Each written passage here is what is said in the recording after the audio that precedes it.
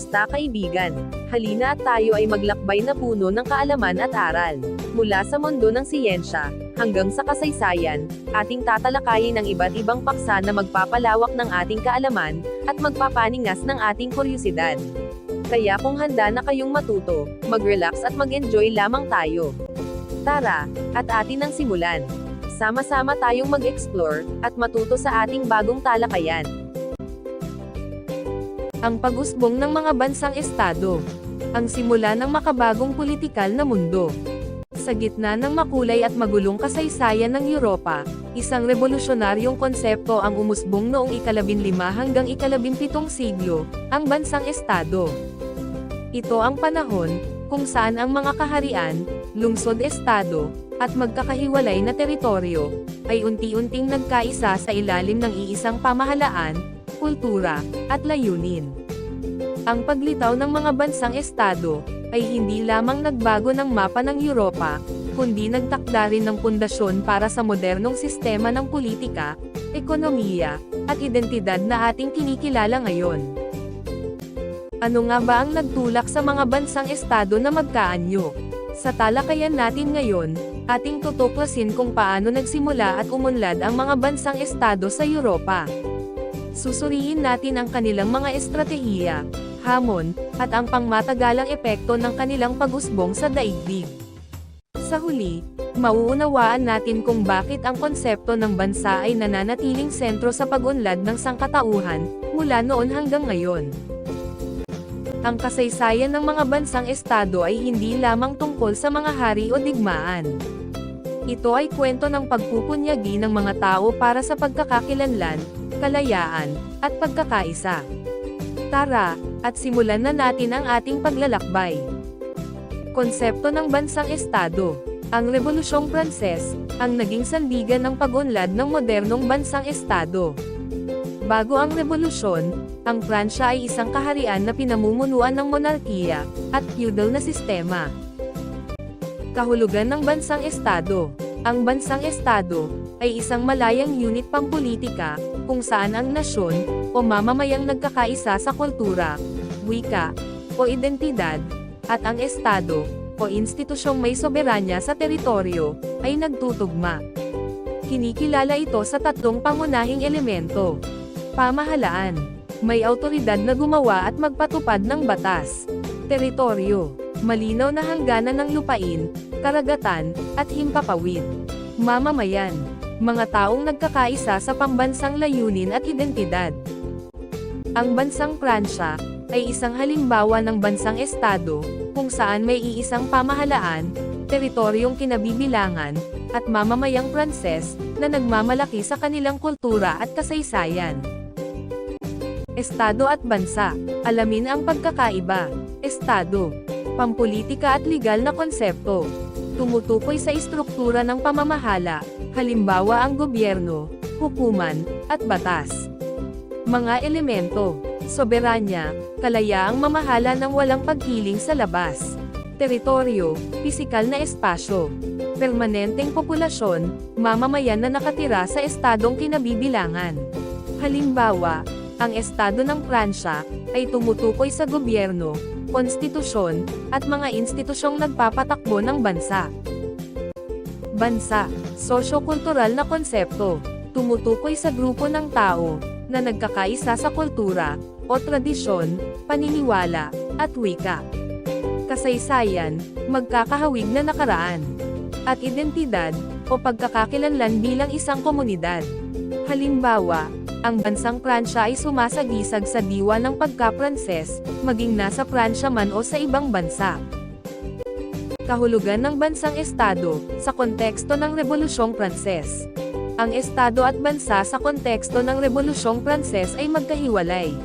Ang estado noon, ay kontrolado ng hari, aristokrasya, at simbahan. Ang bansa, o mga ordinaryong mamamayan, ay walang kapangyarihan sa politika, bagamat sila ang bumubuo sa populasyon at ekonomiya. Nang nagtagumpay ang revolusyon, binago nito ang relasyon sa pagitan ng estado at bansa. Ang soberanya ay inilipat sa mga mamamayan, at hindi na sa hari.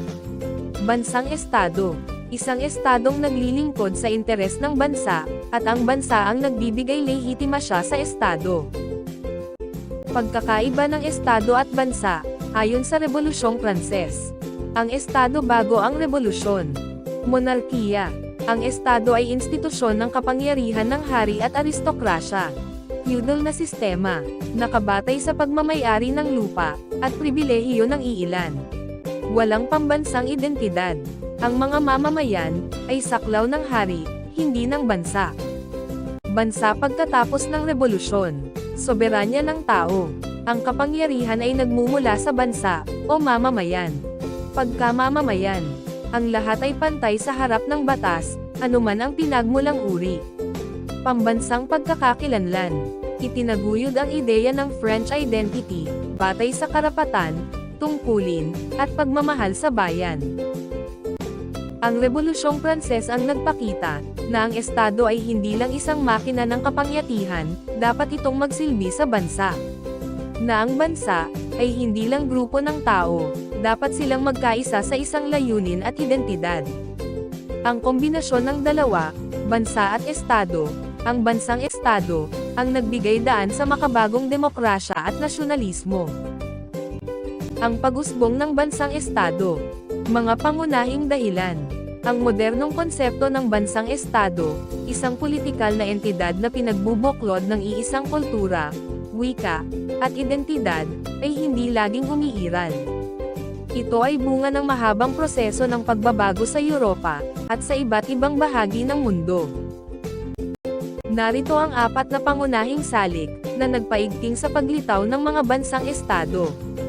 Pagbagsak ng sistemang feudal.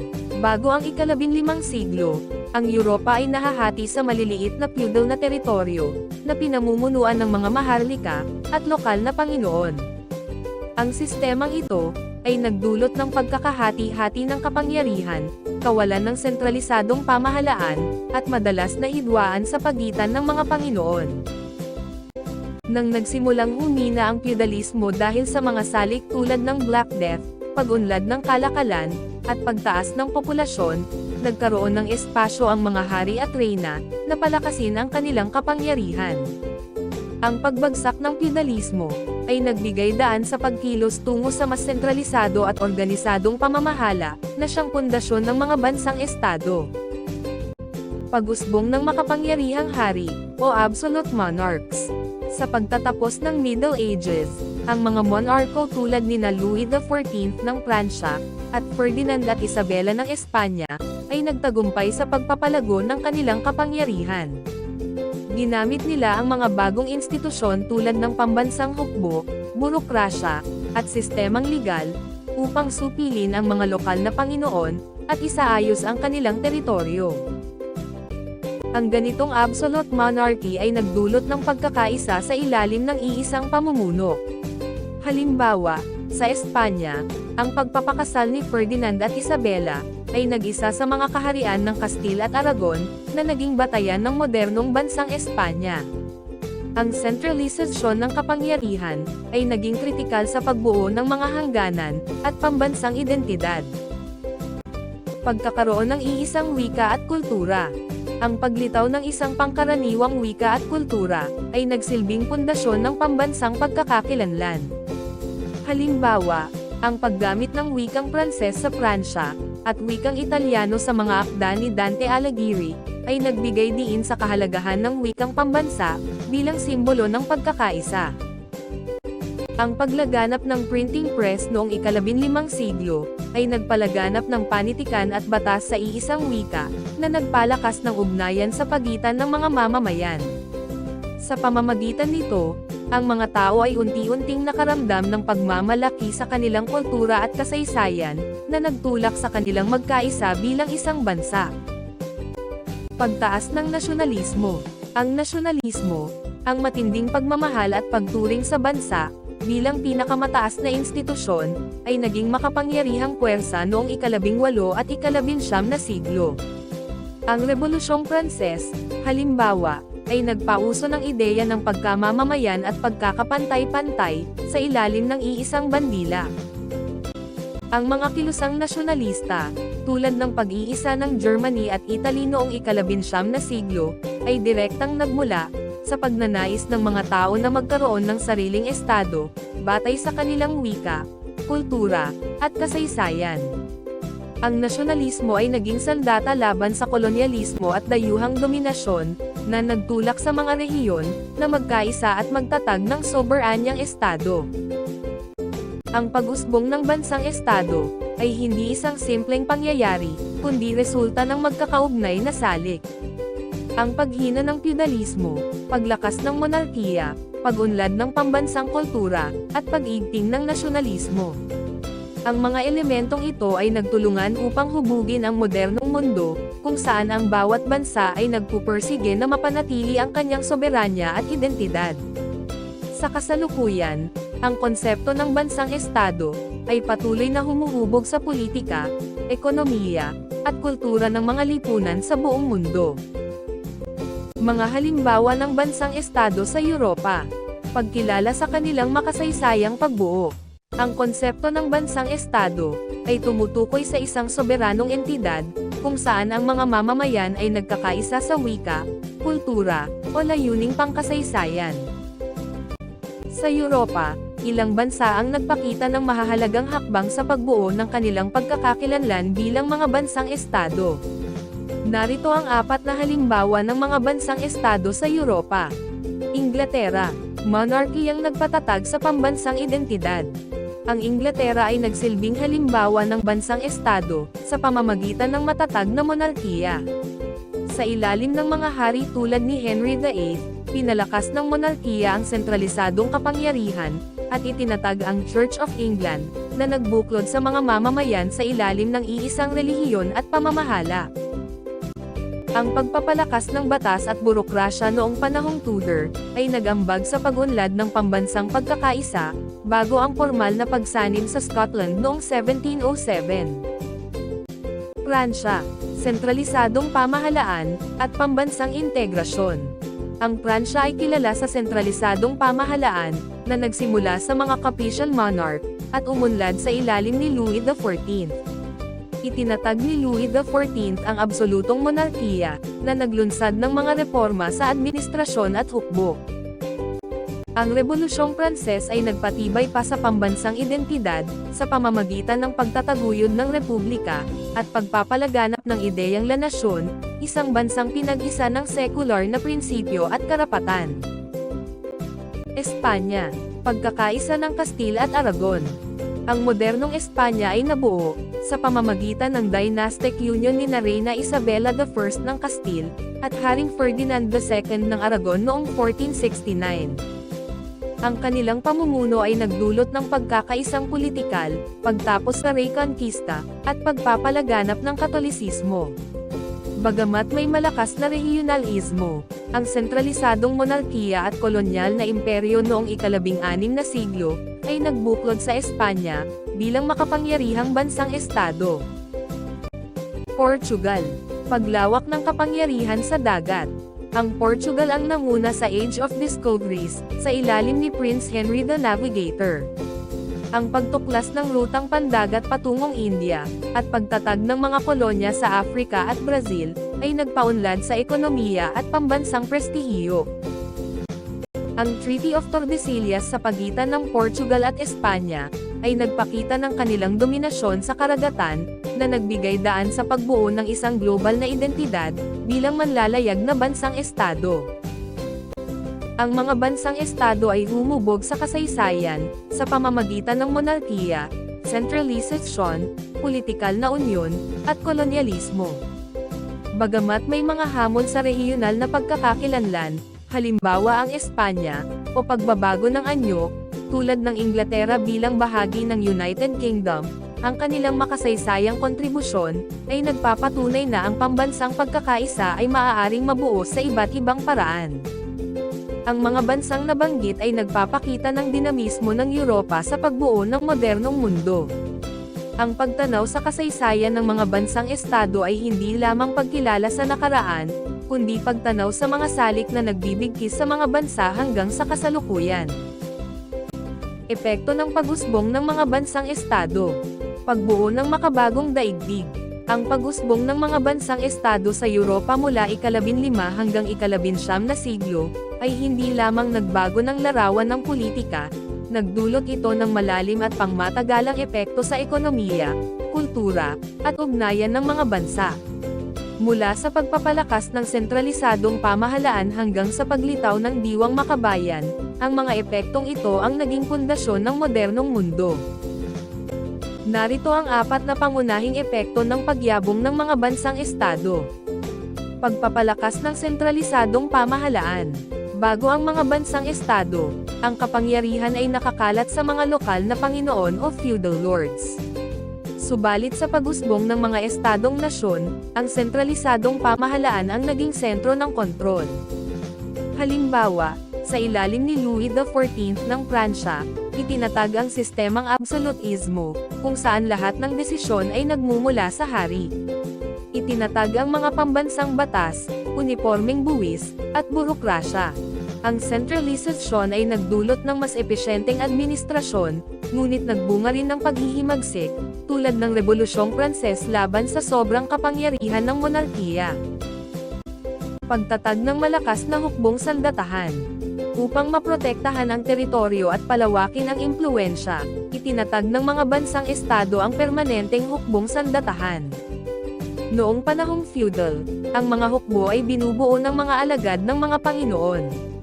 Nang magkaisa ang mga estado, naglaan sila ng pondo para sa propesyonal na sundalo at armas. Halimbawa, ang Spanish Tercio noong ika-16 na siglo ay naging modelo ng modernong hukbo. Ang pag-unlad ng militar ay nagdulot ng madugong digmaan, ngunit naging instrumento rin sa pagpapalaganap ng kapayapaan sa loob ng mga hangganan ng estado. Pagtindi ng kompetisyon sa teritoryo at kolonya. Ang pagiging makapangyarihan ng isang estado ay sinukat sa laki ng teritoryo at dami ng kolonya. Ang kompetisyong ito ay humantong sa panahon ng pagtuklas at kolonyalismo. Halimbawa, nagagawan ang Portugal at Espanya sa pag-aangkin ng mga lupain sa Amerika at Asya, na pinagtagpi ng Treaty of Tordesillas. Nang maglaon, lumawak ang kompetisyon sa pagitan ng Inglaterra, Pransya, at Netherlands, na nagdulot ng madugong digmaang pangkolonya. Ang laro ng imperyo ay nagpabilis ng globalisasyon, ngunit nagdulot ng pagsasamantala sa mga katutubo, at pagkaubos ng likas na yaman. Pag-usbong ng diwang makabayan, o nationalism. Ang pinakamahalagang epekto ng pag-usbong ng mga bansang estado, ay ang pagkamulat ng pambansang identidad. Ang diwa ng pagmamahal sa bansa ay lumaganap, sa pamamagitan ng wika, edukasyon, at simbolo, tulad ng bandila at pambansang awit. Halimbawa, ang Rebolusyong Pranses ay nagturo ng konsepto ng citoyen o mamamayan, na naglilingkod sa bansa, hindi sa hari. Sa ika-19 na siglo, ang diwang makabayan ang naging sandata sa pag-iisa ng Germany at Italia. Subalit ang radikal na nasyonalismo, ay naging sanhi rin ng pagkakahati at digmaan, tulad ng World War I. Mga pangmatagalang bunga sa kasalukuyan. Ang mga epektong ito ay humubog sa makabagong daigdig. Ang sentralisadong pamahalaan, ay nananatiling modelo ng mga demokratikong bansa. Ang pandaigdigang kompetisyon ay nagbago ng anyo, mula kolonyalismo tungo sa ekonomikong dominasyon. Ang diwang makabayan ay nagdudulot pareho ng pagkakaisa at hidwaan.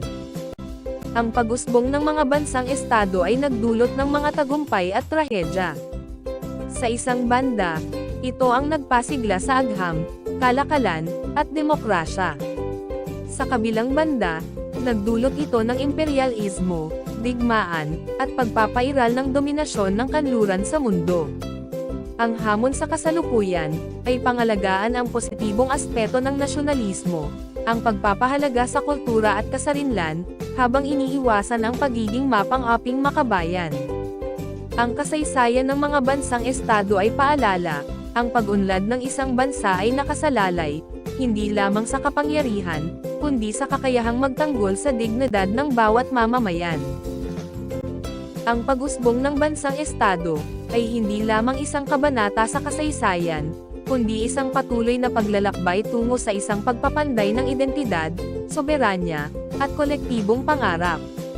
Sa bawat hakbang ng pagbuo ng isang bansa, makikita ang halaga ng sama-samang pagtutok sa layunin, ang maprotektahan ang kultura, itaguyod ang kalayaan, at paigtingin ang ugnayan ng mga mamamayan. Mula sa mga sinaunang kaharian, hanggang sa modernong demokrasya, ang diwa ng pagiging isang bayan, ang nagsisilbing pundasyon ng bawat tagumpay at hamon. Sa kasalukuyang panahon, ang hamon ay nananatili. Paano patuloy na mapapalalim ang pagkakaisa, sa gitna ng magkakaibang pananaw at pangangailangan? Ang sagot ay maaaring nasa pag-alala sa mga aral ng nakaraan, ang pagkilala, na ang tunay na lakas ng isang estado, ay nagmumula sa respeto sa bawat tinig at pagtutulungan sa adikaing pangmalawakan. Ang bansang matatag, ay hindi nabubuo sa isang iglap, ito ay dahan-dahang hinuhubog ng mga kamay ng mga nagmamahal, at nagtitiwala sa kaparangalan ng bayan.